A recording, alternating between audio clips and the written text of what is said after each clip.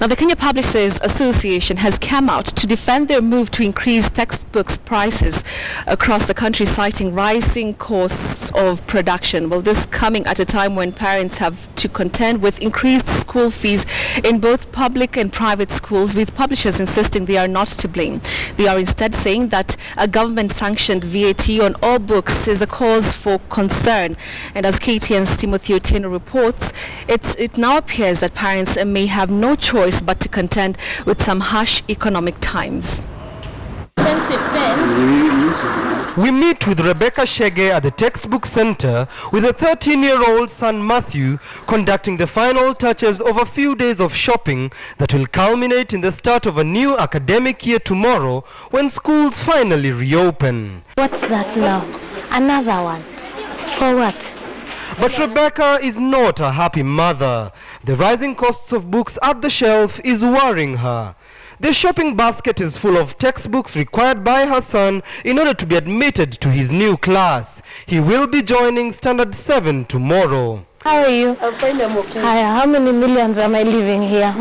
When all has been purchased, Rebecca approaches the till a little bit concerned. She may have to go beyond her scheduled budget this time round. And when all is said and done... How many textbooks do we have? What 20? About 10 to 15 textbooks. And we spent an average complete with stationery and all about 9,500. Book publishers have announced that prices of textbooks are up by 4 to 10% this year. A Standard 5 primary maths textbook now costing 710 shillings, up from 640 last year.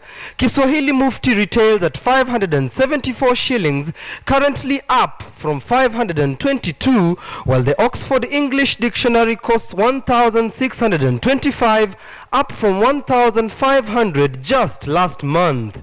And book publishers say they have a reason why.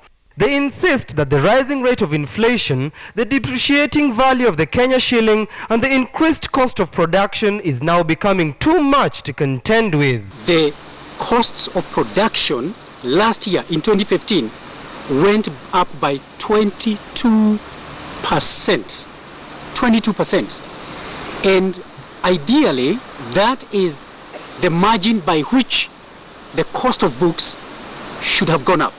The cost of books that has instead gone up by 10% in some bookstores, a figure that parents indicate may appear insignificant, but one that ultimately inflates the amount of money needed to have your child inside the walls of a classroom. The Kenya Publishers Association are saying that as a parent, you should be blaming government for introducing VAT on most textbooks that has resulted in the skyrocketing prices of books across the country, leaving parents paying, for instance, this secondary mathematics book that currently prices at 674, up from 660 just last year.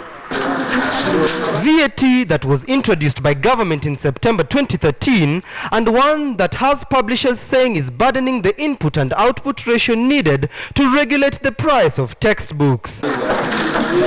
Parents like Ogle Abdi, whom we found shopping with his son, saying that the extra taxation is frustrating them. Books are going to help our kids. Raise VAT on other things, but not books. We're trying to get these young guys to read instead of being stuck in front of the TV and our tablets. So make books cheaper, then everybody can read. Yeah. Kama kitu ya dharura, kama ni kusoma watoto kumaliza kusoma ni mzuri serikali apunguzie, lakini kama unakuja gari ni vitu vingine ya hakuna dharura mzuri abande juu, lakini kama vitabu watoto nasoma shule afadhali apunguzie kidogo. Is the MD of Marimba Publications. Publishers are pointing a finger of blame at government and now want the extra costs imposed on them to be scrapped off. But they insist the hiked prices of books are well within the government's knowledge. We cannot increase prices without extensive consultation with government. And so the marginal increase of only 4 to about 7%, a maximum of 10%, has been made in very, very, rigorous discussions with government. At least 14 million children countrywide are expected to resume studies tomorrow, with parents now having to dig that much deeper into their pockets if their children are to fully benefit from Kenya's now seemingly expensive education system. Timothy Otieno, KTN News.